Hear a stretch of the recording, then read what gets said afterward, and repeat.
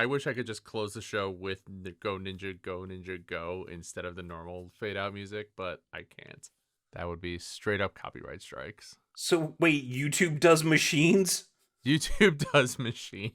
YouTube does machines. When the evil copyright strikes attack, these JudgeCast boys don't cut them no slack.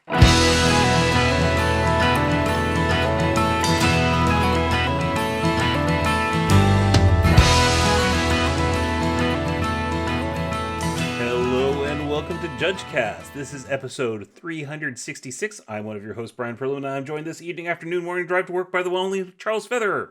Hello, hello. And the one and only Marco Sanchez. Hello, everybody. Hi. So, in this episode, we're going to take a little bit of a departure in our normal talk about magic rules, new cards, sets, and stuff like that. And instead, we're going to talk about Renaissance painters. Woo! All right. So, some of you might know we're going to start off by talking about a little-known artist known as Donatello. Okay. Born Donato di Nicola de Beto Bardi, I probably butchered that, in Florence of 1386. Yeah. He's best known, he's the first sculptor of the Renaissance to produce or reintroduce nude figures. All right, so we're going to get a little spicy in this episode. Right. Which was a bold move at the time, for sure. Yes. All right. Okay. No, we are... Didn't they also end up in a rap battle at one point? They did. Epic Rap Battles of History. I legit... I'm going to be... The best part of this set that's coming out is the fact that it made me go back and rewatch the Epic Rap Battles of History. Yeah. Yes. All right. Yes, so we are doing... my hottest take of the episode. This is our Teenage Mutant Ninja Turtles release notes episode, where we're going to be talking about everyone's favorite, was it early 90s cartoon when you got home from school? Yep. I can still hear the music in my head. No, I'm not going to play it because copyright. Well, we're going to probably say, given that the lyrics to the song make its way into several card names, we're probably going to be talking about that. But then it's fair use because it's an interpolation or a straight cover as opposed to just playing the song. Trust me, I know these things. Okay. There are, to point out to everyone, this is going to be a small set a la Spider-Man, which means there's not as many cards as there are in a normal set. And because of that, if you are to draft at your LGS, it is recommended that you do the pick 2 draft, which is pods of 4, and you are picking 2 cards at a time to draft the set. Yep, that is what is recommended. Yep. The cards that are legal in standard have a set code of TMT. Okay. There are going to be cards with a set code of TMC, and these cards are permitted in Commander, Legacy, Vintage. There are also borderless source material cards with the set code PZA, because get it? Turtles like pizza. Oh, man. I don't know if you're going to be able to pick up the theme of turtles liking pizza as we talk about these cards. I tried not to put any of the pizza cards in here. Yes. One of the things that I do want to point out while we're talking about the boosters and products, so forth, also is in each of the play booster packs, there is a designated slot for a turtle. So I believe all of the packs will have at least one turtle in it, which is kind of great because there are like 4 different variations of each of the turtles, not including the ones where they team up with each other and stuff. So there's lots of turtles. Yep. Just the sheer number of turtles in this set, and spider persons in the Spider-Man set. I said it like it's a last name. The Spider-Man like set. Phil Spider-Man? Phil Spider-Man, yes. I mean, I don't even think they kind of had to plan that out. I think just random distribution would net you at least 1 turtle per pack. I would hope so, given the fact that it's a small mid-size set, that it would have happened. But Apparently, they dedicated a slot, so you'll potentially get 3 or 4 turtles in your pack. Yep. Go crazy. All right. Go crazy. Okay, let's start the going crazy with a discussion of the mechanics as a small set. Not a whole lot of new mechanics, but there are a few. And who wants to start us off? We're gonna start off with Sneak. We have Splinter Hamato-yoshi. For 1 and a black is a 1/3 legendary creature mutant ninja rat with the ability Sneak for 1 and a black. It also has Menace, and other ninjas you control get +1/+1. And then we also have Leonardo's Technique for 3 and a white, which is a sorcery with Sneak for 1 and a white, and it has return 1 or 2 creature cards, each with mana value 3 or less, from your graveyard to the battlefield. Yes, Sneak. The ninjutsu replacement upgrades slightly different model year, same standard Chevy with new fender lines and barely noticeable change to the taillights. Sneak. Spells with Sneak can only be cast for their sneak cost anytime you'd normally be able to play an instant during the declare blocker step on your turn. So Leonardo's Technique is a sorcery, but if you're casting it for the sneak cost, you can only cast it during the declare blocker step on your turn. So it's getting around that timing restriction that sorcery spells normally would have it. So what this resolves is with ninjutsu, there's this weird bit because because you can ninjutsu back unblocked creatures, and creatures that even though they become unblocked during the declare blocker step, they are still unblocked in the combat damage step and the end of combat. So you can do this weird thing where you can ninjutsu out a creature that has already attacked, dealt damage, and before we go into the second main phase, you ninjutsu out a creature.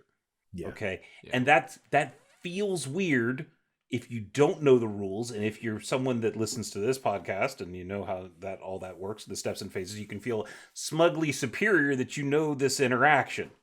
And so with Sneak, they said, that thing that's kind of weird for new players and makes you feel like a smug B word. We got rid of that. Yeah. So the reminder text on Sneak, which I probably should have read before, is you may cast the spell for whatever the mana cost is for Sneak. If you do, also return an unblocked attacker you control to your hand during the declare blocker step. The creature or the spell is, if it's a creature, it enters tapped and attacking. If it's a spell, it's just being cast with the cost of, but you're returning the unblocked attacker you control to hand. If you don't have an unblocked creature, you can't do the Sneak thing. Okay? Unique to Sneak, when the cost is paid for a creature, that creature enters tapped and attacking the same player or battle or planeswalker as the creature that was returned to its owner's hand. So if Splinter is attacking Marcos and I want to do the Sneak thing, because I don't have any other creatures at hand that I can talk, well, if a 2/2 bear is attacking Marcos and I want to do the Sneak thing with Splinter, when Splinter comes in, it is still attacking Marcos. With other cards that would enter tapped and attacking, other situations where that would happen that isn't Sneak, that when that happens, the active player is allowed to choose what the creature is attacking. But with Sneak, you're already locked in. The choice is already made.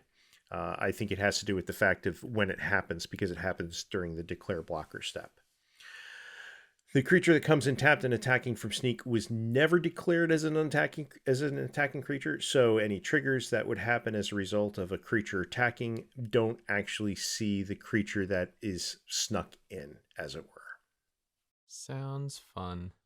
And for my next trick, I will disappear into the ether, just like our next mechanic, which is the disappear mechanic. Now, great example of this is Foot Mystic. For 3 and a black, it is a creature human ninja warlock. It's a 2/4 with lifelink, and it says disappear. When this creature enters, if a permanent left the battlefield under your control this turn, create a 1/1 black ninja creature token. So disappear is what is known as an ability word. This means that there's no rules meaning to the word disappear. It's just a tag that you put onto an ability that shares something in common throughout the set. In this case, It all cares about if a permanent left the battlefield under your control this turn, and just lets us recognize some similarly themed cards. In this instance, if we go back to our Kaladesh and Aether Revolt days, this is effectively the same action as Revolt, but has a different name that fits a little bit better with Ninja style and is a little more generically friendly to fit into most sets. So I think I reading the cards, I went back and looked at the Revolt and looked at the wording difference.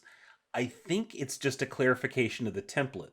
Because Revolt says if a permanent you controlled left the battlefield this turn, whereas Disappear says left the battlefield under your control. So it's clarifying that it has to leave the battlefield under your control. Whereas Revolt means the same thing. It was just worded in a way that might make you think, oh, well, the permanent left the battlefield, but I controlled it earlier in the turn.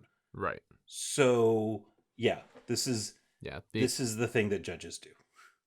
And it's interesting because both with Disappear and Sneak, it's taking a design element and then going, okay, we did this design. It worked really well overall.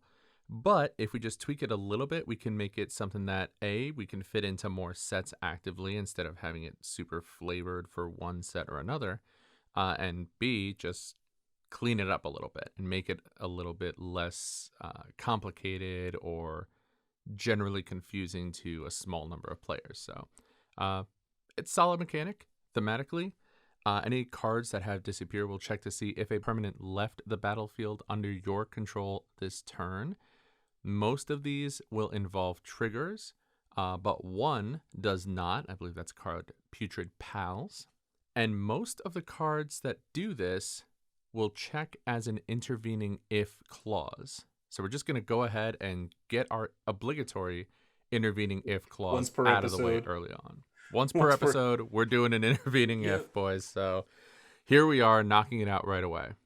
So intervening if means this triggered ability will only trigger if the condition is true at the time that the trigger event would occur. And when that trigger goes to resolve, it will check again to see if that condition is true. If at any point, like at the beginning, if it's not true, then it's just never going to trigger to go onto the stack because, well, it's not the thing. Later on, if it's on the stack, but then is no longer true, it will just not resolve, do not pass go, do not collect $200, back to where you were beforehand. And Disappear does in fact work with both Sneak and Ninjutsu, as the creature has left the battlefield before the other permanent would enter. So any wombo combos there, definitely synergistic at the very least with Sneak and Ninjutsu. All right. Next up, we're going to talk about a new predefined token type, Mutagen. So this is continuing the trend of predefined tokens, started with gold, but also includes treasure, food, walker, shard, clue, blood, power stone, incubator, roll, map, junk, and lander. We now have Mutagen. Okay. Jeez, that list is getting long now. It is. They've just kind of gotten drunk with these little artifacts, little token artifacts. All right. So a Mutagen token, they're colorless artifact tokens with a subtype of Mutagen that have the text 1 tap, sacrifice this token, put a +1/+1 counter on target creature, activate only as a sorcery. Okay. Some spells, such as Mutant Chain Reaction. Okay, I saw that in the notes, some spells such as Mutant Chain Reaction, and I thought that you were just being glib with the name. You're just like, oh, it's Chain Reaction, only it's Mutant for some reason. And then I look up and see, nope, there's an actual card called Mutant Chain Reaction. Okay, there is. So let's talk. Let's say you have Raoul the Crab. I'm sorry, I mean Crustacean Commando. All right, it is 1 and a blue for a 0/3 crab mutant soldier that says when this creature enters, create a mutagen token. Okay, we've seen that with create a treasure token, create a blood token. It's basically the same thing. Some spells, such as Mutant Change Reaction, requires targets. Mutant Chain Reaction is 2 and a green for a sorcery that says destroy up to 1 target artifact, enchantment, or creature with flying. Create a mutagen token. If all the targets are invalid as this spell or ability goes to resolve, you're not going to create the token. Now, in the case of Mutant Chain Reaction, it actually says destroy up to 1 target artifact. So if you really, really, really want to pay 3 mana for a mutagen token, you have the option of casting Mutant Chain Reaction with 0 targets. So it can't be finger quotes countered due to its target being killed or destroyed, which is really what you were trying to do with the card anyway. So, maybe that's fine. Real quick, there's food is a returning mechanic. Nothing really special to say other than that, given the sheer volume of pizza references for this set, WotC probably had meetings about making a predefined pizza token. Yeah, they had to have had that meeting. Yeah, and I can just imagine, like, in that boardroom, somebody going like, yeah, but we already have food tokens. And then they're going, yeah, but pizza. We need to play up the pizza. We need to get the band of pizza higher in this set. I wonder what the pizza game is out in Redmond. Do they get good pizza out there? Because I worry about folks that live in pizza deserts. And anyway, let's talk about Cool But Rude and Class. Class is a returning enchantment subtype. We have the example on Cool But Rude, which can be cast for 1 and a red. Whenever you attack, you may discard a card. If you do, draw a card. And then it's got 2 more levels. So that was level 1. Level 2 is for 1 and a red. Whenever you discard a card, this class 2 deals 2 damage to each opponent. And then at level 3, it has the trigger, when this class becomes level 3, search your library for a card, put it in your hand, shuffle, then discard a card at random. So even though classes are all over standard now, and I don't know how much they're actually being played in standard, they're available to you, and they're around. They're around. Yeah. Okay. Yeah. Classes, yeah, when classes come in, they do by default start at level 1. So whenever you gain a level, you unlock a new ability, but it doesn't actually remove the previous abilities. They are still there. Classes do not have counters like sagas to track their progression, but folks will often use a die. You put a little die on top of it to indicate whether it's level 1, level 2, or level 3. It's just a helpful reminder. Just remember that's not a counter at that time. Something to note about classes in general, they always have the later class abilities when they come into the battlefield. So when you play Cool But Rude, it does have the level 3 ability already on it. So that's important when you talk about timestamps. If there's a check for timestamps, remember that it's when Cool But Rude came into the battlefield as to level 3, not when you made the card level 3. I don't know if you'll come across that in your cases or not, but it's out there. The text for classes, it says, as long as this class is level N or greater, it has abilities blah. That itself is an actual ability that's on the class. They've just kind of templated out from a card design standpoint. They've templated that out. Yeah. Okay, but that text is on the card, despite not being on the. Reading the card doesn't have all the abilities that are on the card. Doesn't always explain the card. Yes. Okay. And also for Commander, we have a new partner variant joins partner, father and son partner, friends forever, partner survivor, and even choose your background and doctor's companion. We have partner character select, which it kind of harkens back to the old days when we had arcades. Go ask your parents' kids, which just means you can partner with other cards that have partner character select. They both count as part of your 100 cards. So you would have 2 cards as your commander. And then you'd have 98 other cards in your deck. So 2 in the command zone, 98 other cards. Everything related to commanders is still tracked individually. Commander attacks, commander damage, how much you love one more than the other. You don't ever have to play the second one. It can just be there for thematic reasons or because you need that extra color. Whatever's going on in your deck, I don't know. Do the commander thing. Enjoy yourselves. All right, on to the actual set now. And I guess we're going to start off with April O'Neil, Hacktivist. For 3 and a blue, this is a legendary creature human scientist. It's a 1/5. At the beginning of your end step, draw a card for each card type among spells you've cast this turn. So here it's a nice way for us to touch on what are the card types in Magic. All the card types in Magic include, as of this recording, because we never know what's coming up in the next set, but as of today, that includes artifacts, battles, creature, enchantment, instant, kindred, land, planeswalker, and sorcery. Now, if you cast something like an adventure that is an instant or a sorcery that is attached to a creature card or any other kind of split card, it's only going to count the side that you actually cast. But if you cast a card that has multiple types, like an artifact creature, that will count as 2 types. Notably, even though Kindred has creature subtypes, Kindred is usually going to be Kindred Instant or Kindred Enchantment, not a creature specifically. So just one thing with the list of card types, because we are a Judge podcast. The card types that Marcos listed were the only ones that matter. Okay, so don't come at us with yes. with dungeons or card types, planes or card types. Yeah. Yes. No, we're not worried about phenomenon and all the such. Phenomena. Do. Yep. Yes. Okay. So next up is what I feel is actually card with the best art in the set. Okay. It's up there.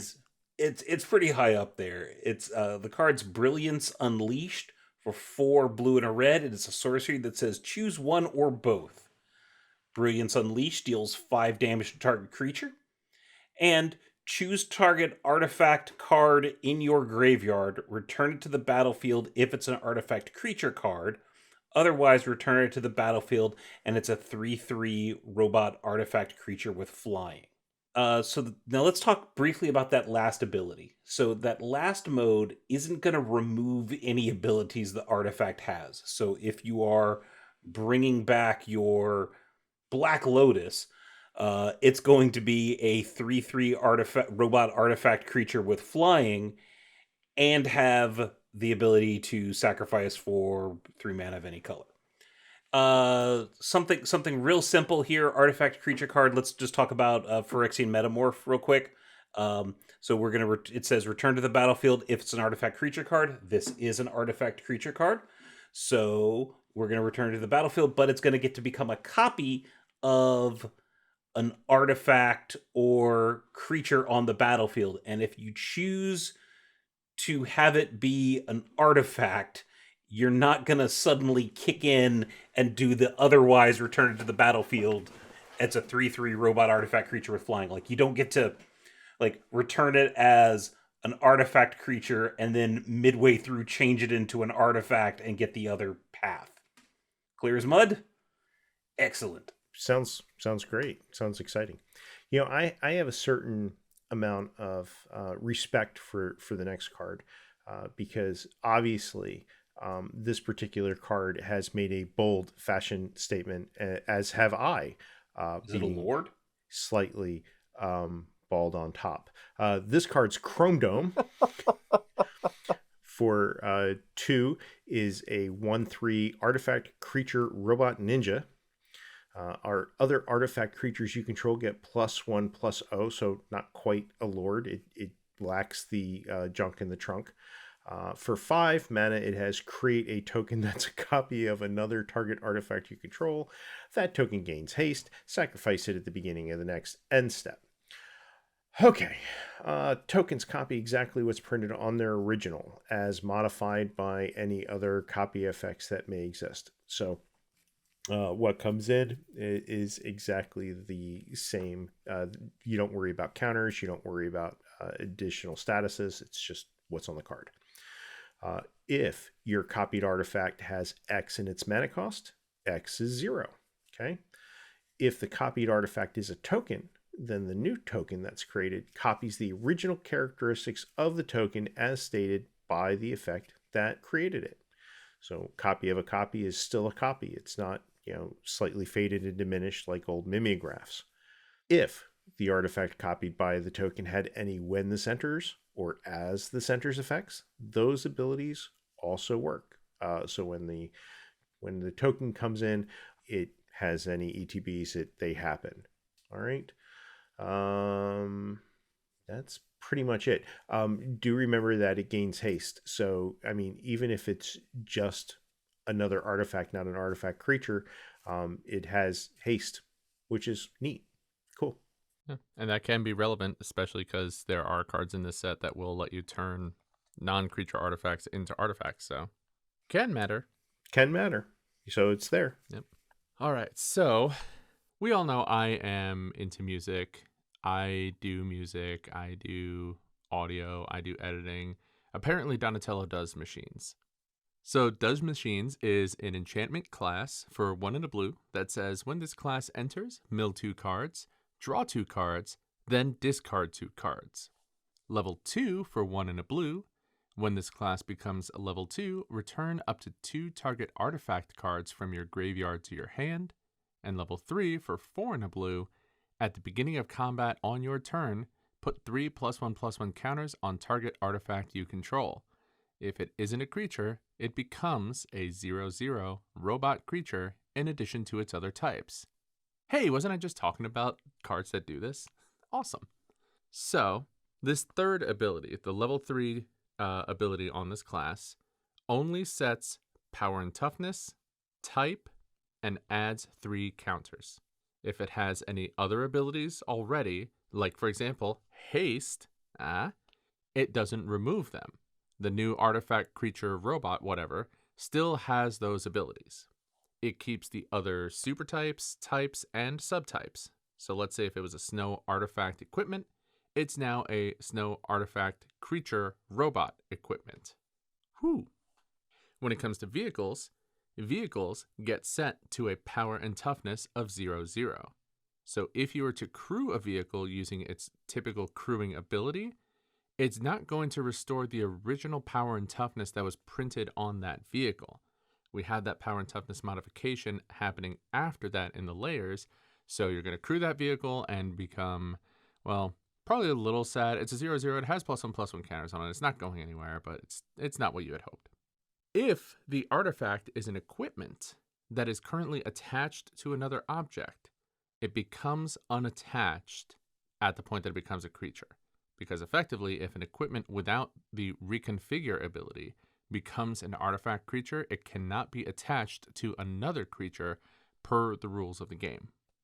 And if the artifact has station, which remember is the new mechanic from Edge of Eternities, and probably from a future set that rhymes with Bardrek, its power and toughness will be set to 0/0 as well.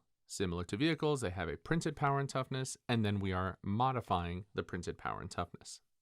If you add sufficient charge counters to turn on the station, it's not going to restore the printed power and toughness on any of the station effects. And of course, summoning sickness does still apply, which is why that haste ability is so good. Yeah, I'd say all that means you're doing machines. Doing something. Doing something, all right. You're doing a whole lot of blue mage stuff, drawing, discarding, milling. You're doing things. If the card name was doing something, all right. I would have liked it better. That's the in-universe? Yep. The in-universe, yes. And this next card, Don and Raph, Hard Science, just made me think about, like, what if they did like a UB secret lair for that great movie from 1985, Weird Science. Anyway, Don and Raph, Hard Science is one Is It? For a 2/4 legendary creature, Mutant Ninja Turtle. It has Menace, And whenever Dawn and Wrath attack, the next non-creature spell you cast this turn has affinity for artifacts. All right.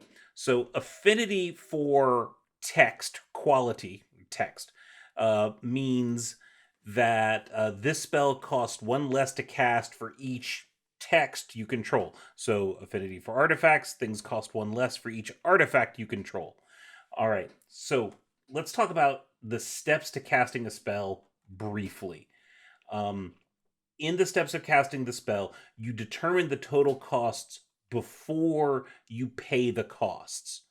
Okay, before you activate mana abilities and pay the costs.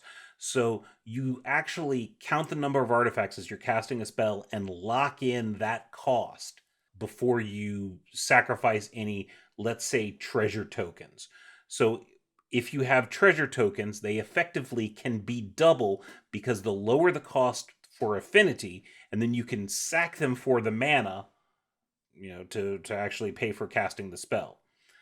Now, if you are playing a deck that allows you to have multiple combats, this is whenever Dawn and Wrath attack, the next non-creature spell you cast this turn has affinity for artifacts. So if you are able to get multiple combat phases that didn't involve casting a spell in between, then you can actually get two affinity for artifacts and affinity for artifacts twice. And this does stack, okay? So that one little treasure token that you got is actually going to reduce the cost of the next spell you cast by dos. 2 is a very special number, and we're going to use it for this next card. The next card that we're going to look at is Escape Tunnel, which is a strictly better version of Evolving Wilds or Terramorphic Expanse, or insert your go get the basic land after tapping and sacrificing this land effect. Power creep. Whatever. Yeah, slight power. Absolute power creep. Yeah, that's what's happening here. So Escape Tunnel is a land, and it has the lovely text, tap and sacrifice this land to search your library for a basic land card, put it onto the battlefield, tapped, then shuffle. The interesting part about it, though, isn't that. It's this. You can also, if you choose, or instead of that, you can choose to tap and sacrifice this land for the target creature with power 2 or less can't be blocked this turn. So we want to talk about that briefly, and it's not a lot of things happening here, but it's important to understand what's going on. You can do that second ability during your first main phase and declare that one of your creatures that may or may not be attacking is going to be unblockable, so long as its power is 2 or less. You can do it during your declare attacker step, once you've declared an attacker but before they start blocking. You can do it if you want to once they've declared blockers, but there's a couple of things that are happening and you probably don't want to wait that long. First off, if the power of the creature increases to more than 2 after the ability is activated, but before it resolves. So if you tap and sacrifice it and put the ability on the stack, target creature with power 2 or less can't be blocked this turn, and then you do something silly like put an instant on the stack that will increase the power and toughness of that creature that you're doing this to, and suddenly the creature's really big, that target creature no longer has power 2 or less when it goes to resolve. So it just wouldn't work. What you want to do is you want to let that ability resolve all the way and then buff the creature. Once it's unblockable, you can make the power whatever you want. You could make it 3,000 and it still can't be blocked. If you enter your blocker step and the blockers are declared by your opponent and they're blocking that 2-power creature that you were going to target with this, if you go in, activate the ability and sacrifice this land to do that, to make the creature unblockable, you're going to be really sad. Because once it's already blocked, you can't make it unblockable. You can't give it that attribute and have it not be blocked. It's too late. So, strictly better version of Terramorphic Expanse / Evolving Wilds / whatever other cards out there do this. I think it's neat. It'll probably be a popular card in limited environments. So to make it through and not be blocked by anybody, it probably means you're on the run, right? Mm-hmm. You're a fugitive. Yeah, huh? Yep. Just like our little droid here, Fugitive Droid, for a single blue mana, it's a 1/1 robot that is on the run. It's an artifact creature, robot scientist. This creature can't be blocked if an artifact entered the battlefield under your control this turn. And for a blue and sacrifice this creature, counter target spell that targets an artifact or creature you control. So here, that activated ability, it can target a spell that has multiple targets and it will counter it. The only important qualification to this is that the spell must be targeting at least an artifact or a creature that you control. Now, if the artifact or creature you control targeted by the spell, targeted by Fugitive Droid's ability, leaves the battlefield, then the spell targeted by the ability is no longer a legal target. So now, here's an interesting thing about the rules surrounding this card, specifically when it comes to the rules definitions about targeting. If the artifact or creature you control, targeted by the target spell, leaves the battlefield, that spell is no longer a legal target for Fugitive Droid's activated ability. Now, I'm just going to pause there because here I'm reading straight from the release notes. And the reason I'm pausing there is because this can get a little hairy when you're reading it, and it might get a little confusing as to, well, why it needs to say that. So I can clearly not choose the target in front of me. Exactly. Bring back more of that kind of Universes Yes. Beyond. But this part of the release notes is specifically looking at Comprehensive Rules entry 115.9b. And you know we're getting crunchy once we start listing out numbers and letters. But 115.9b talks about some of the rules around targeting itself. First, 115.9, some objects check what another spell or ability is targeting. Depending on the wording, these may check the current state of the targets, the state of the targets at the time they were selected, or both. So that's important because this ability specifically is looking for the state of the target. So in 115.9b, an object that looks for a spell or ability that targets something checks the current state of that spell or ability's targets. If an object it targets is still in the zone it's expected to be in, or a player it targets is still in the game, that target's current information is used, even if it's not currently legal for that spell or ability. And similar, if an object it targets is no longer in the zone it's expected to be in, or a player it targets is no longer in the game, that target is ignored and its last known information is not used. So this whole rule here is why the release notes have this point here that says effectively, let's say we have a bear cub and we have a hex targeting a whole bunch of things, including my bear cub. I can activate Fugitive Droid to counter that spell, even if I give my bear cub hexproof through some other means, like let's say a snakeskin veil.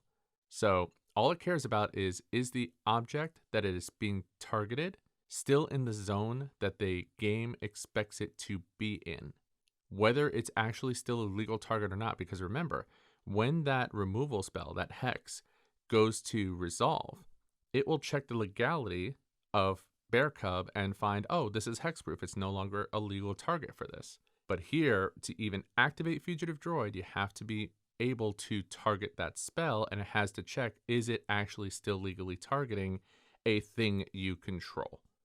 Savvy? Got there? Yeah. Cool. Yeah.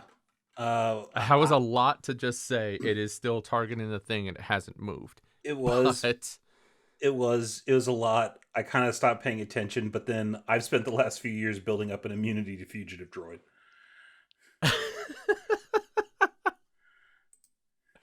I think after this this entry, I think I have to clearly not choose the targets in front of you.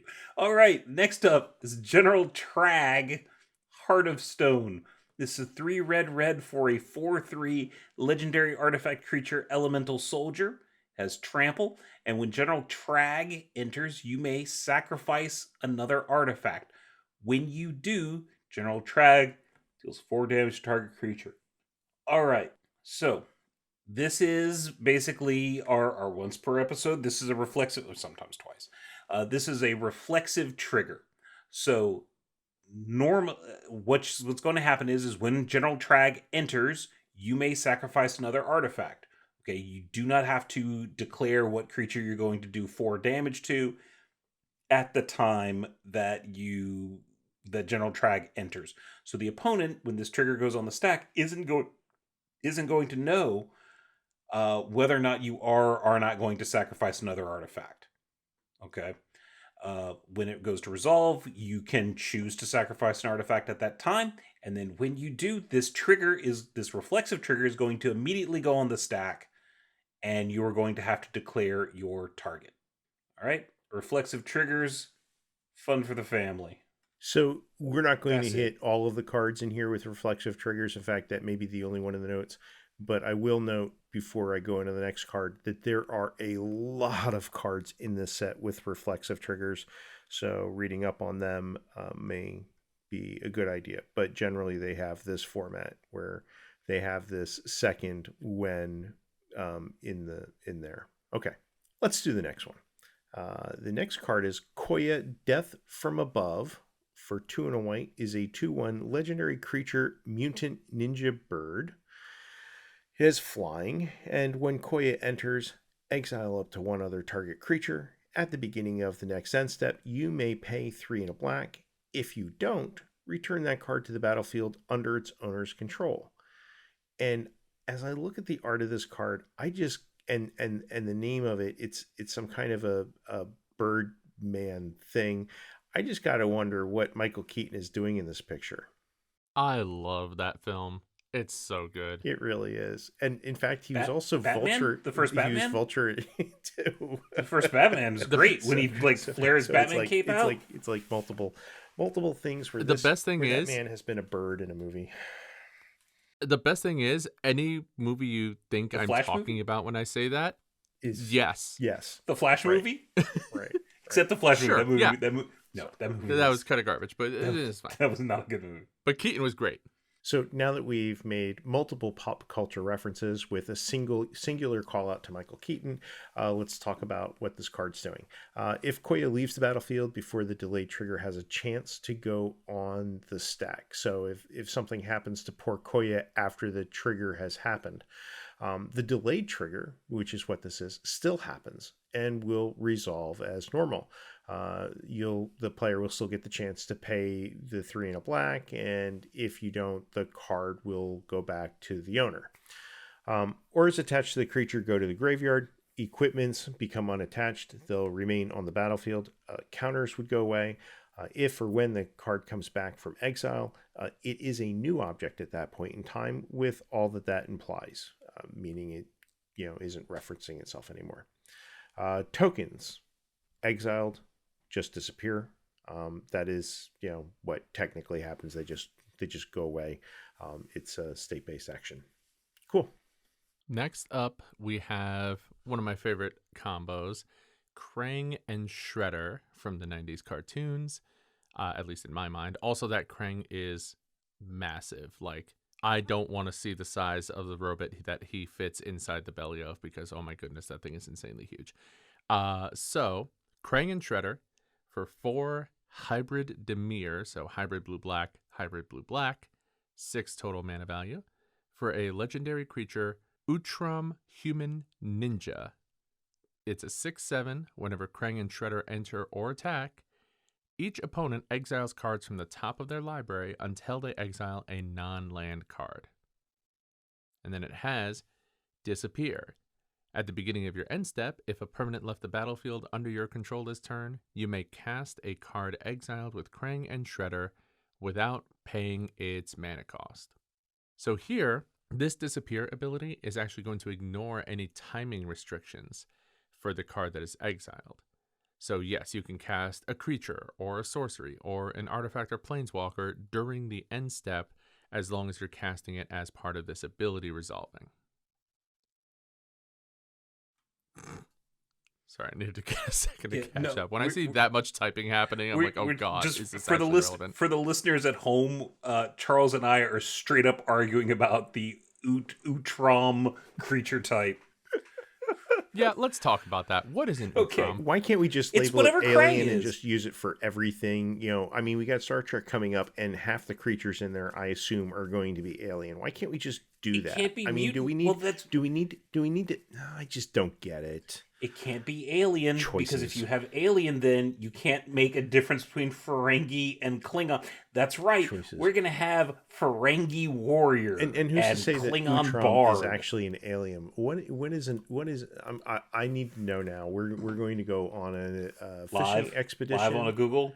Yeah. Yeah, I'm going to go. And what is an Utrom? Yeah. It's an alien Utrom- species. Jeez. Yeah. Yeah. Get it Utrom together, research and development, y'all. Utrom It's is just an alien. is Just call it an is a word that alien. describes how my belly hurts after I eat like spicy food and then go lay down late at night. Like I got the Utroms. Oh, I'm sorry I asked. Anyways. Or the Utroms. Yeah. Yeah, I think you Utrom- have to say it with more despair in your voice. Yeah. Utrom was, if you remember back in the early days, when you could burn CDs, the ones that you could write, your parents. they had like the CDs like the read once and or write once and read many and write many and stuff like that. The discs, the CD-ROMs that you could read once and write many were called Utroms. Oh my god, that was such a reach. I love it. It was terrible. Maybe 3 listeners got that. Yep. Oh man. Right. I love it. And they're the ones old enough to remember the cartoons as well. How's your knees, folks? Yep, hurting real bad. Anyways, so disappear, timing restrictions, etc., etc. If you are casting a spell that was exiled that has an X in its mana cost without paying its mana cost, guess what? That X is a big fat 0. And if you cast a spell without paying its mana cost, alternative costs can't be paid because you're already doing an alternative cost. And by casting it without paying its mana cost. But you can pay additional costs, and any mandatory additional costs must also be paid as this card is being cast without paying its mana cost. Yes, that's it. All right. Speaking of big fat zeros, here's leader's talent. That's not a segue, but it's That is You not should- at all. You should leave that. No, not at all. It's 1 and a white for a enchantment class that says whenever you attack, put a +1/+1 counter on target attacking creature. Okay. Level 2 is 2 and a white for whenever a creature you control leaves the battlefield. If it had a counter on it, gain 2 life. And for 3 and a white, that's level 3. Whenever you cast a spell, put a +1/+1 counter on each creature you control. Now, this is a fairly straightforward big fat 0. Except that last level, level 3, has one little quirk to it, that last ability, that whenever you cast a spell, put a +1/+1 counter on each creature you control, that ability is going to resolve before the spell that you cast causing it to trigger resolves. So if it's a creature, that creature's not going to get a +1/+1 counter on it. And yep, that's pretty much it. Which is going to happen first. All right. Our next one is Leo Sewer Samurai for 3 and a white. It is one of the cadre of Leos in this set. It's a 3/3 legendary creature, mutant ninja turtle samurai. We can fit 4 words in the subtype here, but we can't call them teenage mutant ninja turtles because we don't need to call them teenagers. I guess that's not really a subtype thing. Right. Anyway. Right. Teenage is an adjective. Yes. Yeah. Now, what if it was mutant teenage or ninja mutant teenage turtle? Can you mix them up? Then we'd be breaking brain. the adjectives rules, and we're not allowed to do that. There's an order of operations to adjectives, and I have a sense that would bust it.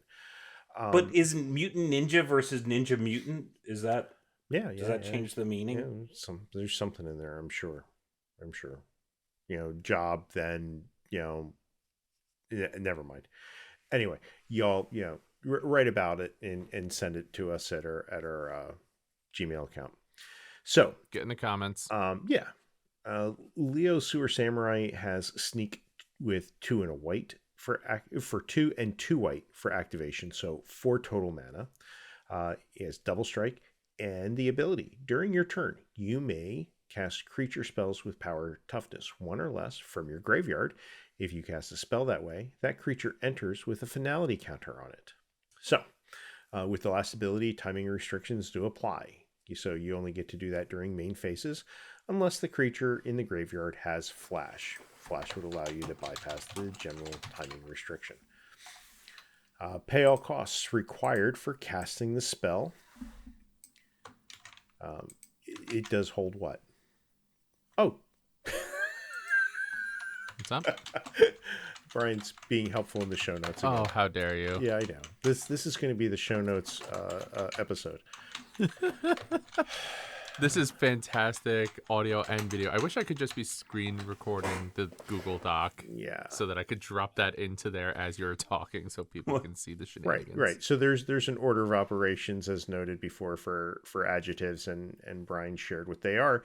And they are opinion, then size, then age, shape, color, origin, material, and purpose. So age, teenage, mutant. Be the origin. Origin. Ninja would be purpose. It's purpose, and then turtle is the noun. It's the noun. Yeah. So it works.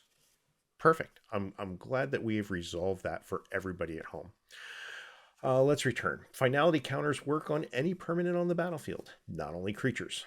If a permanent with finality counter on it would be sent to the graveyard, it gets exiled instead. Finality counters won't prevent a card from being bounced back to a player's hand. So if your Ninja Turtle or your Fugitive Robot or your Warthog, I don't know if we get to that tonight or not, but they're in there, has a finality counter on it, and if you cast a spell that would bounce that card back to your hand, or send it to your library, then it goes there. The finality counter only prevents it from going, it only redirects it from the graveyard to exile. Multiple finality counters on a card are redundant. What are you going to do? Send a card to the Shadow Zone 5 times? I don't think so. That sounds boring. Yep. So I have a bone to pick with the next card, and I didn't even realize it until, frankly, somebody said something in the show notes. However, Lita, Little Orphan Amphibian, is a legendary creature, mutant ninja turtle, for 1 and a white. It's a 2/1 with Alliance. Whenever another creature you control enters, choose one that hasn't been chosen this turn. Put a +1/+1 counter on Lita. Create a food token. Scry 1. Mutant ninja turtle, legendary creature. Lita, Little Orphan Amphibian. Turtles aren't amphibians! Now, Shredder and Krang called the turtles amphibians in the cartoon, but it was said as kind of like a slur. And this is a child. So we're slurring a child? Yeah. That's great. That's cool. Turtles are reptiles, not amphibians. Anyways. So, this is... That's their class. Kingdom Animalia, Phylum Chordata, Class Reptilia. Oh god, now I just have Betty White rapping that in my head. Yep, there you go. Got it. All right, so one thing you might have noticed early on is we didn't call out this returning mechanic because, well, let's face it, neither did Wizards in their release notes. However, Alliance is actually a returning mechanic. This is a mechanic from Streets of New Capenna. And it is back on a smattering of cards here, primarily in red-white, might be part of a draft archetype, I don't know. But Alliance all cares about whenever another creature you control enters. Now, if Lita and, say, 3 other creatures entered the battlefield at the same time, Lita's Alliance ability will trigger for each other creature entering.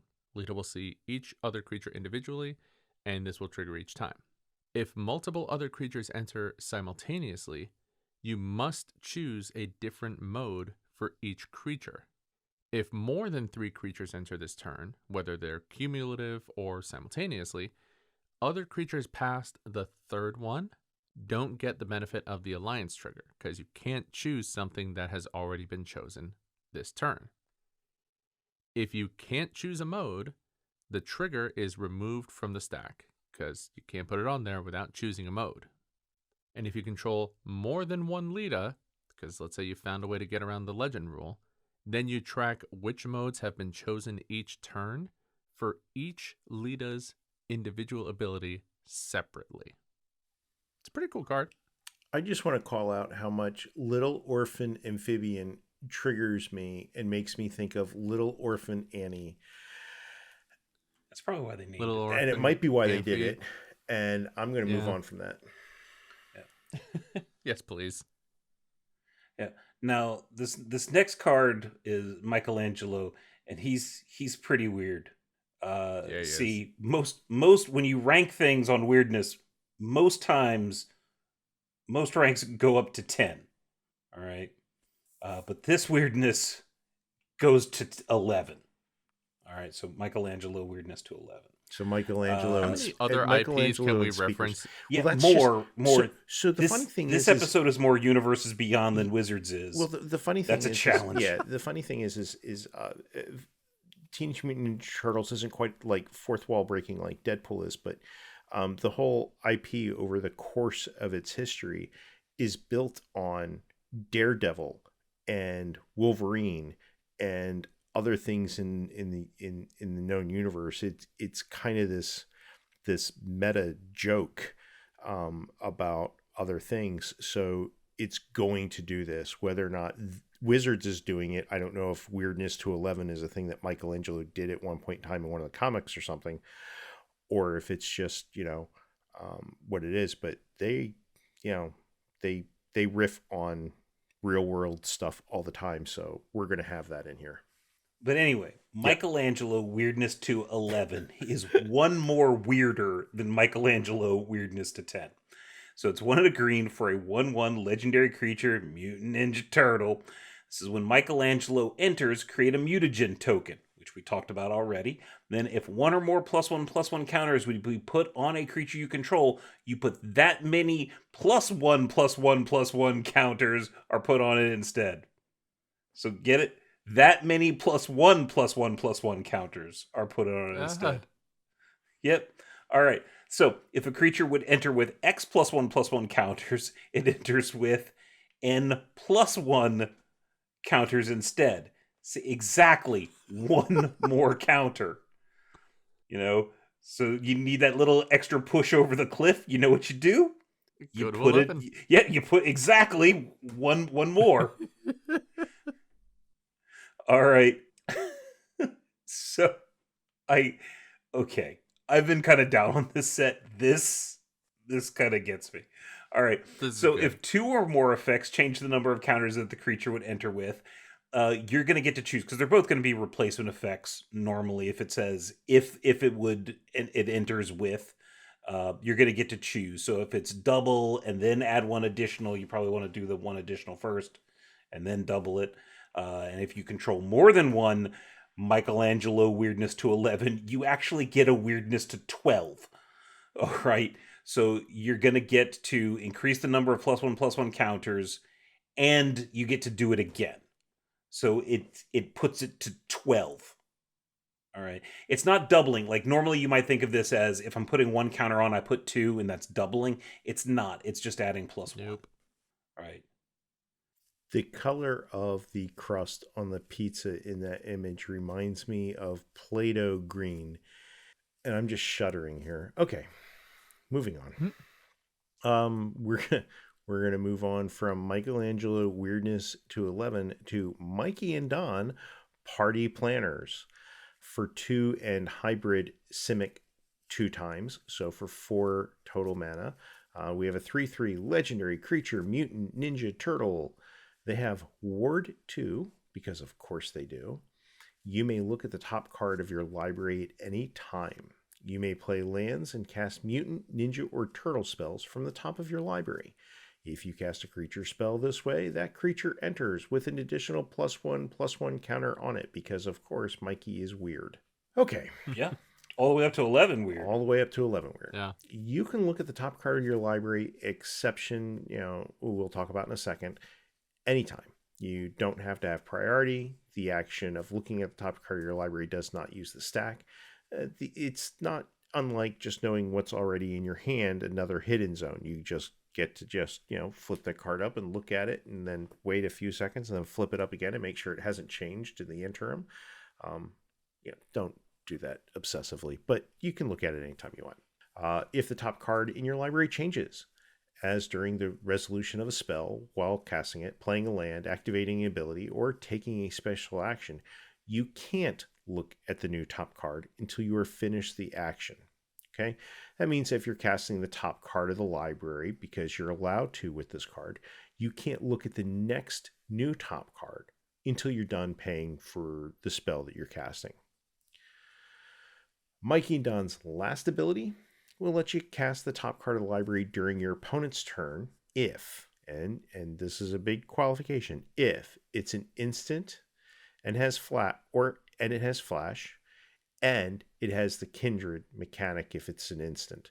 And they still have to follow the qualification. They need to be a mutant, ninja, or turtle. So if it's a kindred instant with ninja, then you can cast it during your opponent's turn. Bully for you. You got there. All right. Next up, coming in on a Northwind is Northwind Avatar. I thought that was a different set. Anyways, Northwind Avatar, 2 blue, red for a creature dragon spirit avatar. It's a 5/5 with flying. And when this creature enters, if you cast it, you may put a card you own from outside the game into your hand. That is really cool. So this card has a what we refer to as a wish effect. Wish effects pull a card from, quote, outside the game. Now, in sanctioned tournaments, such as like your draft, your sealed, or your 60-card constructed, this means your sideboard. Your sideboard and your draft or sealed are all the cards that you opened and pulled but didn't use in your main deck. Now, we do make a note of 60-card constructed because 100-card constructed, vis-a-vis commander, has no sideboard and does not allow, or rather just doesn't work with wish cards. There is no place for those wish cards to pull cards from. Therefore, this card is not great for commander. Oh well. Now, I did want to caveat, because the rules for outside the game, let's read those for commander real quick, because there's a real subtle distinction. Mm-hmm. Okay, so rule 903.11 says, except via rules, special actions, and effects that specifically bring cards into commander games from outside the game, traditional cards from outside the game cannot be brought into a commander game. Okay, now you might read that and say, well, it says, except for rules, special actions, and effects, cards cannot be brought from outside the game. And this right here is an effect. So I should be able to bring a card from outside the game, right? But the rule says, except for rules, special actions, and effects that specifically bring cards into commander games. This is not an effect. Commander games. Yes, this is not an effect that specifically brings cards into a commander game. So it doesn't apply. However, I'm sure Very sad. the way that Wizards kept saying, like, in casual games, it's your entire collection. I'm sure the intent, and I'm sure the desire is for you to play and bring these from the commander. But the rules don't let you. Correct. And that's kind of where the difference between, casual kitchen table Magic versus, for example, CEDH differs wildly. Kitchen table Magic, if you can find that card out of a binder on your shelf, or, a buddy tosses you a card and says, here, use this, nobody's going to stop you. Do what makes you happy. Have fun. Enjoy the game. Knock yourself out at your kitchen table. Now, if you go to your store to play like Friday night, Friday night commander group or something like that, you would need to rule 0 that card. Correct. Yep. Oh boy, some of the art in this set is wild, but the next one. Yeah. So I didn't realize that that there was a card in here. They snuck in a Universes Beyond Garbage Pail Kids card in this set or Spaceballs. I'm not sure which. It's either this is very Spaceballs, but also that is Pizza the Hut right there. Right. It's also Russ Puss from the Garbage Pail Kids. But Pizza Face Gastromancer is 3 black green for a 2/4 legendary artifact creature food mutant. When Pizza the Hut enters, create a food token. Thank you. Disappear. Yep. At the beginning of your end step, if a permanent left the battlefield under your control this turn, put 3 +1/+1 counters on up to one other target creature, artifact or creature. If it isn't a creature, it becomes a +1. Oh, sorry, it becomes a 0/0 mutant creature in addition to its other types. And then you can pay 10, sacrifice taps, and sacrifice Pizza the Hut and gain 15 life. Huh. Oh, okay. I was thinking like a Domino's, like 30 minutes or left reference. Okay. So Dude's got 60 seconds. Yep. Okay. So let's just go over this really kind of slowly and decompose this because there's a lot of words on this card. So at the beginning of your end step, we have an intervening if a permanent left the battlefield under your control this turn, which might be a food token that you sacrifice. You're going to put 3 +1/+1 counters on up to, so you don't have to, one other, so not Pizza the Hut, one other target artifact or creature. Okay?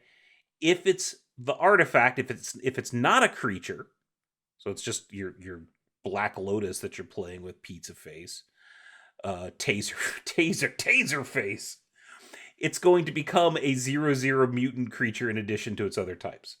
So your Black Lotus will become a 0/0 mutant artifact, and with the ability to tap and sacrifice for 3 mana. Yes, taser face. Or else pizza is going to send out for you. Yep. Thanks for ruining my end of episode statement. Now I gotta come up with something else quick. All right, go. Oh, we got time. Don't worry. Yeah, I know. Okay, go on. Next. I think it's my turn, which would mean that we're going to talk about Raphael's technique. For 4 red, it's an instant. And it has sneak, 2 and a red. So a reminder that you may cast a spell for 2 and a red so long as you return an unblocked attacker you control to hand during the declare blocker's step. And then also has each player may discard their hand and draw 7 cards. Okay, the really important thing here is let's say that you're hellbent. If you're not an old Magic player or haven't played with those cards, that means that you don't have any cards in your hand. Let's say that you don't have any cards in your hand and you're playing your opponent plays this. What do? Well, guess what?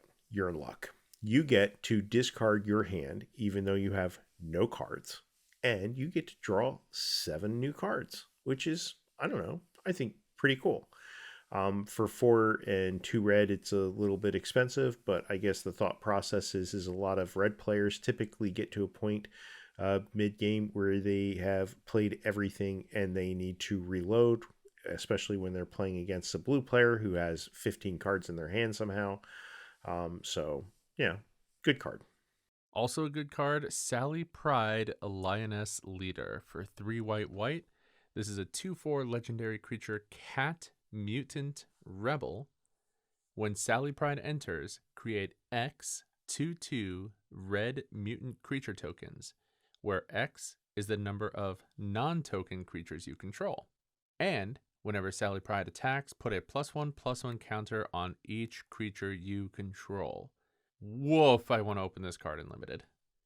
So we're going to talk about how X is calculated here.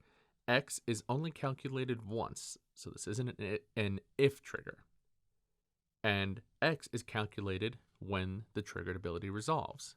So if the trigger goes on the stack and an effect removes 4 or 5 of the 10, let's say, creatures you control, then you get whatever is left. So in this instance, you get 5 creatures as opposed to 10 creatures.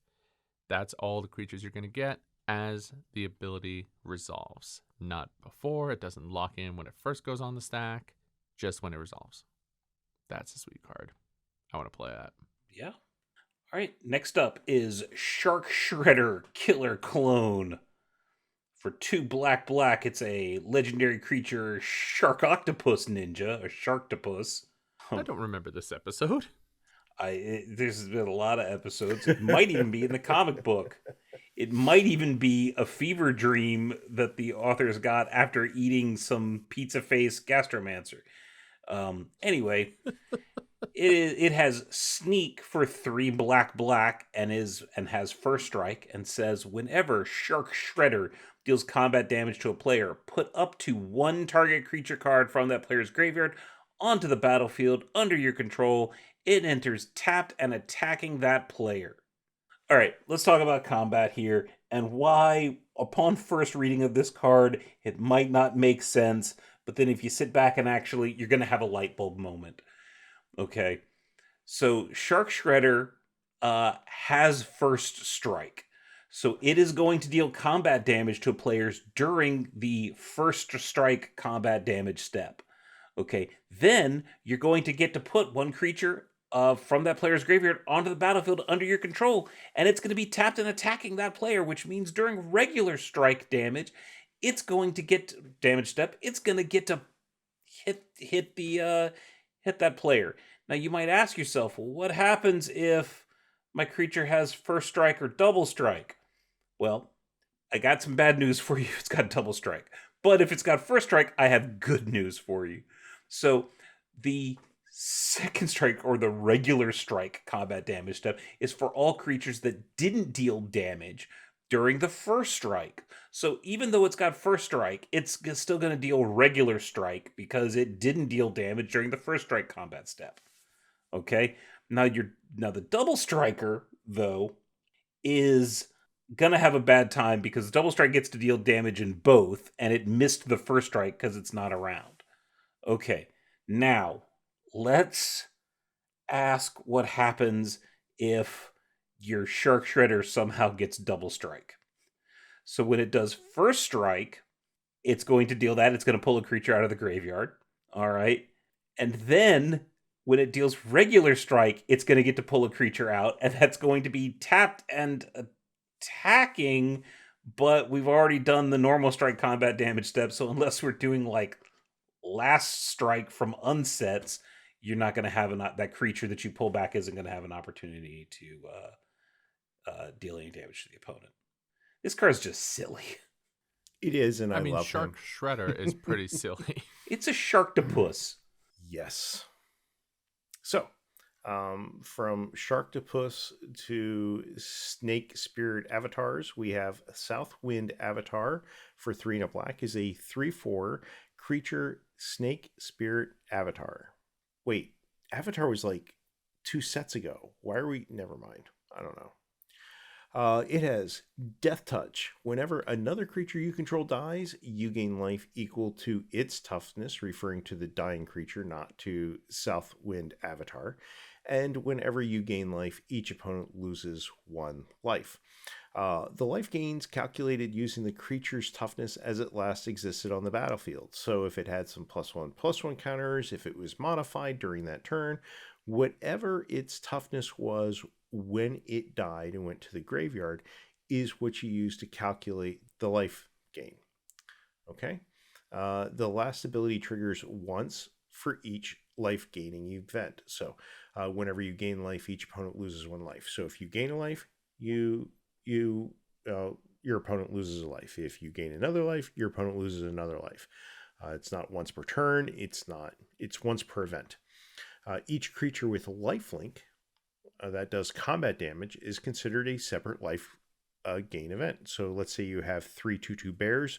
All of them miraculously have lifelink, and they all do damage to your opponent during the combat damage step, or they do damage to a creature, and you're gaining life from all 3 of them.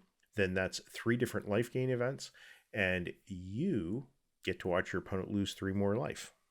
Okay? If you gain an amount of life for each of something or equal to the number of something, that life is gained as 1 event, and the ability will trigger only once. Really important because pre-release weekend is coming up, and I'm hoping that y'all get to judge some Two-Headed Giant in a Two-Headed Giant game. If a player controls Southwind Avatar and their partner does something that allows them to gain life, the ability does not trigger. Just because you share life totals doesn't mean that, you benefit all of the different things that are happening in a game. Remember the two-headed giant mantra, there's one you, and in this case, it does say whenever you gain life. So it doesn't happen. All right, cool. Next up, probably one of my favorite cards from the set because it goes back to probably my favorite Ninja Turtles properties. So this is Toka and Razor Terrible Twos for 2 hybrid Rakdos. So that's a black-red hybrid. It is a legendary creature, Turtle Wolf Mutant. It is a 3/2. This spell can't be countered. They have Menace, and whenever a player casts a spell, if the amount of mana spent to cast it was less than its mana value, Toka and Razor deal 3 damage to that player. So, the mana spent to cast is the total cost of the spell in mana. So you're going to start with the mana value, or the alternate cost, add any cost increases, and apply any cost reductions. So for example, with the sneak mechanic from this set, now I preface all of this, I'm going to put a little asterisk here. We don't have the exact rules text for all of the mechanics in the set just yet, so there is a possibility that this could be incorrect. However, according to the current text that is on the cards, Sneak does say you may cast this spell for its sneak cost. So in that instance, your sneak cost might be less than the total cost of the spell. So that could definitely trigger Toka and Razor here. Other abilities that do this would be like web slinging, which allows you to pay for an alternate cost that is not the mana cost of the spell, or then less than the mana value of the spell. Now, the mana value of your spell will always remain unchanged no matter how you're casting it. If you're casting it with an alternate characteristic, you're just looking at the part that you are casting to determine how much you spent in mana, and then compare that to what the mana value of the card is. And Toka and Razor's last ability resolves before that spell that caused it to trigger would resolve. So that ability will happen even if that spell that triggered it is countered, removed from the stack, or otherwise affected. Now, one quick thing about this card is we were talking about you. Okay, so the text actually says whenever a player casts a spell, it deals 3 damage to that player. So if you're the one casting it, you're going to be taking damage. If your opponents are the ones casting it, they're going to be taking the damage too. So oh yeah, that is true. Yeah. Just a player. That sounds about right. Toka and Razor in the movie were very just not caring at all about whatever they were wrecking. They're babies. What are you going to do? I don't get it. Which movie? Teenage Mutant Ninja Turtles 2, Legend of the Ooze. Yes. Or Secret of the Ooze. Secret of the Ooze.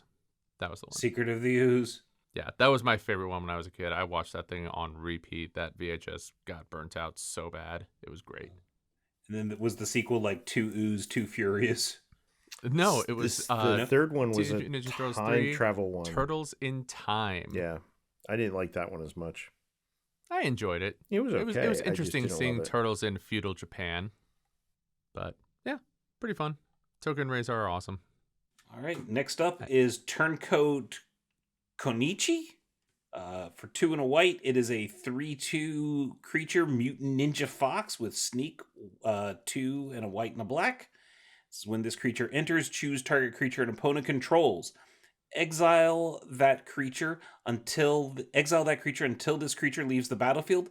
If this creature's sneak cost was paid, instead exile the chosen creature. So this is a self-replacement effect because it is replacing part of its own ability.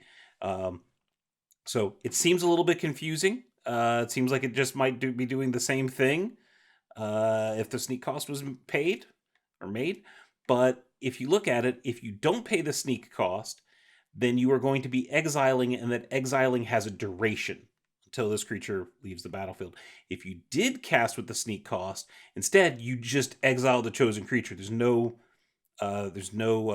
duration. So if Turncoat Konichi leaves the battlefield before its ability resolves, If you, Kunoichi. what's that? I believe it's pronounced Kunoichi. Kunoichi. All right. Mm-hmm. If you didn't pay the sneak cost, it's going to have a duration. So the exile isn't going to happen. This is if turncoat Kunoichi leaves the battlefield before its ability resolves. If you didn't pay the sneak cost, the exile's not going to happen. But if you did pay the sneak cost and it doesn't have a duration, if turncoat leaves the battlefield before the ability resolves, the exile does happen. It's a little bit better. That's spicy. Yep. And for our final card, we're going to cover, well, Turtles in Time. For 5 blue, it's a sorcery. It says return all creatures to their owner's hands. Each player may shuffle their hand and graveyard into their library. Then each player who does draws 7 cards. Exile Turtles in Time. Okay. We were just talking about Turtles in Time, weren't we? Players decide and announce in turn order if they are going to shuffle their hand and any graveyard away. Then all players that choose to do so at the same time. Players will know what later players in turn order will know what earlier players have chosen to do. And I'm just going to add the whole comment that, you don't have to have cards in your hand or graveyard to say that you're going to shuffle your hand and graveyard into your library. You still can have the benefit of drawing 7 new cards. Cool, right? Right. Before we get to set impressions, I want to do a brief news bulletin because it's recent information that affects probably players more than judges, but I think it's interesting. And judges should know it. And judges should know it because you should know where to find it. It's recently been released that there's been a companion app update. Actually, I think a couple of them. I don't know if all of them are implemented yet. I'm still trying to figure it out on my own companion app. But at a minimum, what you can do when you open Companion is look at the top right-hand corner of your screen. You'll have the hamburger, you'll have the little person symbol, and you'll have the email thing. And actually, that's email thing is incoming messages. But the little person thing, if you click on that, that's your profile. Guess what's listed? All of your event history going back about 5 years. I don't know if it will continue to build from that point, but it was long lamented that we did not have event history anymore of players, and now you do. I clicked on mine and I can see that I have played an obscene number of booster drafts, apparently, at least in Paper Magic. It doesn't, I don't think, track arena use, but who knows? Nope. Maybe it does. You can also select a favorite store, and in a potentially future companion update, I know that it's coming. If it's not there yet, you may need to refresh. There will be a way for you to report issues to Wizards directly. My understanding is that a number of players who have received this update went in there and took a look and saw that there were stores that were signing them up for events that never happened, that they did not attend. And that is a no-no from Wizards' perspective. When those players notified Wizards, some stores, it's possible, have lost their WPN status. Some of this has been very quiet. I think people don't always know why. But if your store has recently lost WPN status, it's possible they're in the middle of fraudulent tournament reporting, which is a big no-no. Don't do it, kids. It has bad consequences. Before I completely leave the companion update, I will once again implore, beg, beseech, get on my hands and knees and pray that Wizards updates Event Link to fix the top 8 for sealed events. As far as I know, and I did it recently, so unless I did something completely wrong or it was set up wrong, it's still not working correctly. Top 8 for sealed events is supposed to be a draft, and the players are supposed to be seated at the table in random placement according to how they finished the Swiss portion. They are not supposed to be seated in positions 1 through 8 the way that you would kind of possibly expect that. That's because it prevents collusion. It's in the MTR. It's supposed to be supported. It's not. Please fix that. Yeah, the companion app update is really interesting. I'm actually enjoying it. It's kind of cool to be able to look back at the events you've played in, and for example, I see, oh man, I have not played in as many events as I actually thought I have over the last 5 years. But it is correct. It points out your most played format. I've been playing a lot of Modern, it looks like, but really cool update. Really disappointing to see so many, or not so many, because let's face it, there's always going to be a vocal minority on the internet, but there's been a non-zero number of stores that have taken to just committing tournament fraud to increase their numbers. And judges, please do not help your stores commit tournament fraud. In fact, if you see them about to commit tournament fraud, you should loudly and directly to them tell them, I will not help you commit tournament fraud. I've literally seen a judge do that on stage once, and it was awesome. But yeah, just don't do that. Keep things on the level. And if Everybody they go wins. ahead and do the tournament fraud, please report them to Wizards. Wizards is deeply interested in knowing who is doing shady stuff. Hey, what is it? Is it Leonardo does tournament fraud? Is that the saga? I Yeah. feel The like class. it should be. It should be. And it Leonardo should does actually be tournament no fraud. class. Okay. So how are we feeling about this set now that we've done the news update and now that we've had a chance to think about all these wonderful new cards that are coming to a store near you very soon? What are we thinking? So it's interesting because we had the whole kerfuffle around the Lorwyn pre-release where a lot of these rares and mythics got accidentally previewed super early because they just showed up in Lorwyn pre-release packs. And so the entirety of the rares and mythics have been up since effectively just after Lorwyn pre-release. Yeah. So I kind of glanced at them and was like, oh, that's cool, okay, and that was about it.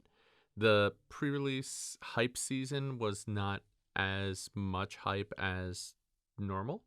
So I'll be very honest, I did not pay a huge amount of attention to it. A, because there was just a lot of stuff going on. Things were not spread out in the way that I would normally expect. And B, I knew we were going to do this release notes episode anyway. So I figure, okay, we'll check out a lot of the cards leading up to this as we're writing our documents and Let me everything. ask this. How much of it Mhm. was the spoiler season, or when they were hyping this stuff, was like a week and a half, man.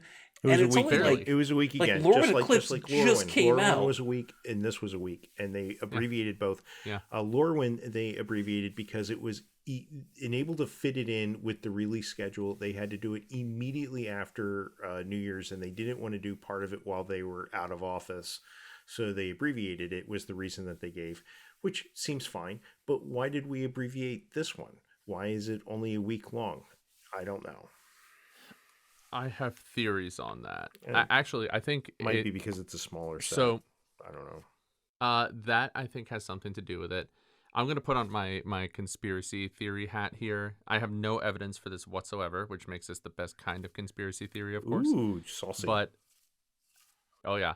But I think, so I've seen a video on the internet that makes claims that this set is almost a copy paste stylistically of Spider-Man. And Spider-Man had a lot of rumors around it saying that, oh, you know, it was supposed to be a like Assassin's Creed style non-draftable set, and they had to frantically last minute change it, and that's how we got a set that universally is kind of agreed it's not one of the best sets ever. The weird thing is with this set, a lot of the same types of cards, the same types of reprints, a Streets of New Capenna direct reprinted mechanic gets dropped in. Like it just looks very much like a copy pasted formula for what this type of set is supposed to be. I don't know if that's the case. I'm sure it's not that cut and dry, but it certainly seems like in order to do all the things they want to do, like fit 18 cards with Michelangelo in it, they have to make a common legendary, and you have to have 70 plus legendary creatures in a 180 card set. So I don't know. I have weird feelings about this in general. I feel like it was possibly in the same camp as Spider-Man originally, where maybe the agreement with Nickelodeon happened later on, and maybe that's why they announced the entirety of this year's sets, except for this one that was happening in February and didn't announce that until like a month later. I don't know. There's just a lot of things that were weird about that. Could be me reading into it too much. I don't know. Tinfoil hat off. It Well, overall, it's a fun leave set. the tinfoil hat on for a second. Remember back when news broke about this set, what it was going to be? Do you remember that? I don't. They were going to announce this at New York Comic Con during a panel. And like 3 days before Comic Con started, or 2 days before Comic Con started, the food truck decorated to look like pizza, the Turtles van was seen on the streets of New York or wherever it was seen, and pictures were released, and everybody's like, well, we know what that mystery set's going to be now. This set has had spoiler after spoiler after spoiler, it feels like, which is sad. I think the early spoilers, to some extent, modified or at least informed them upon their plan as to whether or not they were going to do a week or 2 weeks of spoiler season and how they were going to do it. But I also think the smaller set, and I think there's been a lot of pushback from players. Oh, it's too many sets. Oh, it's never ending spoiler season. I think part of this is a design choice by marketing and whoever else is in there to not push product on it as hard during the spoiler season. I don't know if that's good. I don't know if that's bad. I don't know if good sets would affect the sales numbers or bad sets. Bad sets definitely affect sales numbers. I don't know. I want this to be good so hard. I want this to be great. I want people to love it. I love Turtles. I've always loved Turtles. And the more I enjoyed it a lot when I was a kid. The more I look at it, the more I'll say embittered. Yeah, I'm a little sad. So I'm holding out hope. I'm going to go to pre-release. I'm going to have a good time. I hope others do. Maybe we'll get some drafts in. We'll see. What do you think, Brian? This set's boring. Like, I didn't look at the spoilers when they got hit. This is, I looked at the cards and I was like, everything's pizza. Everything's like the same four turtles. There was like one card that I looked at. It was like a Simic, play an extra land, draw 3 cards, play an extra land, and it had like some a lady turtle in yellow, and I'm like, where'd this come from? And then I got to get lectured on, well, if I had, paid attention to anything other than the cartoon from the late 80s, that I would know who this particular person is. And I was like, okay. There's just a whole bunch of references that I don't get, just in general. Like, I don't know who those, like, that movie characters from the movie that you were talking about. I don't get it. Mm-hmm. It's something that I'm vaguely aware of, but not to the depth. And it's sort of just like, oh, this isn't meant for me. Not a super huge fan, and I am. Like, the best way, I said this on BlueSky, as a judge, I have to learn about the cards and I have to understand the mechanics, but I'm not enjoying it, and I'm a little resentful that I have to learn, that I have to like pay attention to this stuff.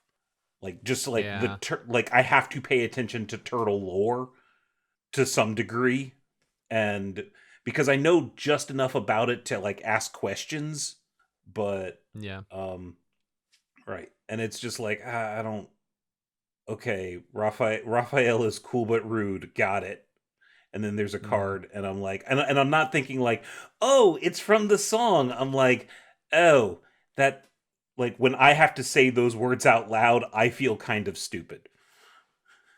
Yeah. Like I play cool but rude.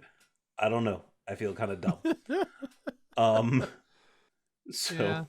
There's some fun things in here, like the team up cards are kind of fun, seeing how specific turtles interact with each other. There's even like a Dark Leo and Shredder team up, which is kind of fun, but isn't every episode of the cartoon seeing how Krang and Shredder act together?